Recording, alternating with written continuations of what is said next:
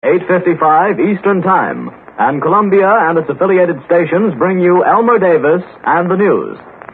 Whether you call this a world war or only a European war, most of the news about it today comes from Washington, where the Senate was busy whipping the neutrality bill into shape, while the State Department was asking both Germany and Russia about the American freighter city of Flint, captured by a German cruiser and sent as a prize into the Russian port of Murmansk. So far, German officials say they know nothing about it.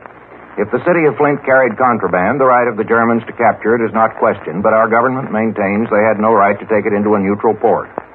What President Roosevelt and the State Department were most concerned about was the crew of the freighter, of whom no news has been received. An Amsterdam dispatch says it is rumored that the Germans want to question the crew about the sinking of the Athenia, many of whose survivors were brought back to Halifax by the city of Flint last month. But according to newspaper stories at the time, the freighter took the survivors off the yacht Southern Cross the next morning, apparently after the Athenia had already sunk. The Canadian minister in Washington today told the State Department that the owners of the Athenia have declared that the ship carried no arms or munitions, even as cargo, thus contradicting the famous Anderson affidavit, though Mr. Anderson didn't say he saw the guns himself.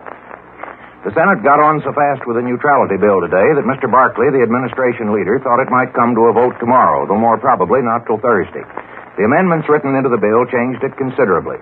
One of them cut out the provision for 90-day credits. For what belligerents buy here, they must pay cash.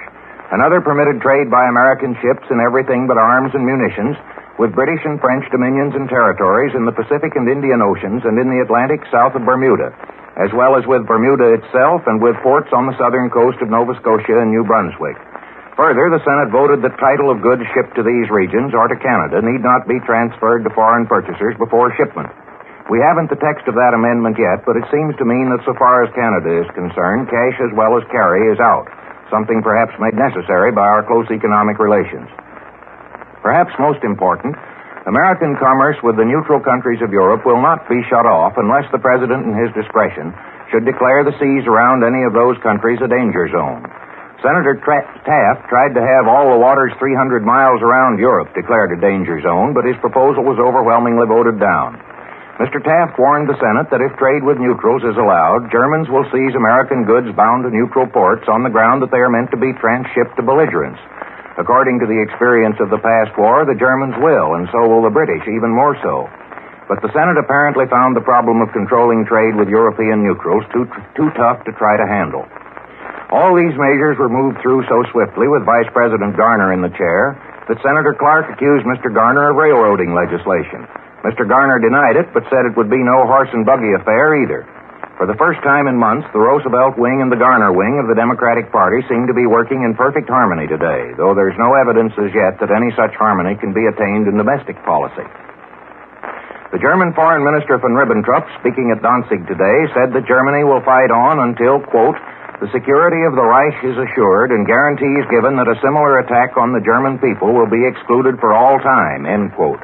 Phraseology so close to that employed in recent declarations by French and British leaders that one cannot help wondering if the resemblance wasn't deliberate.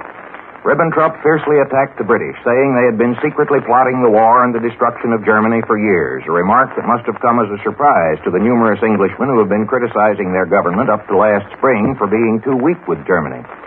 Ribbentrop also said that only a sick mind could construct any possibilities of dissension between the United States and Germany, but that the British colonies on this side of the Atlantic were a menace to the Monroe Doctrine, which he said Germany, more than any other nation, had always respected.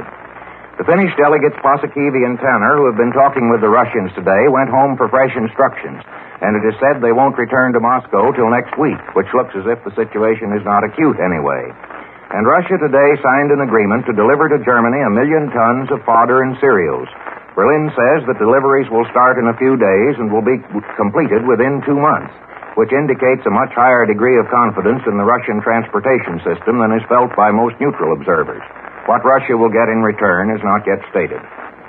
This is the Columbia Broadcasting System.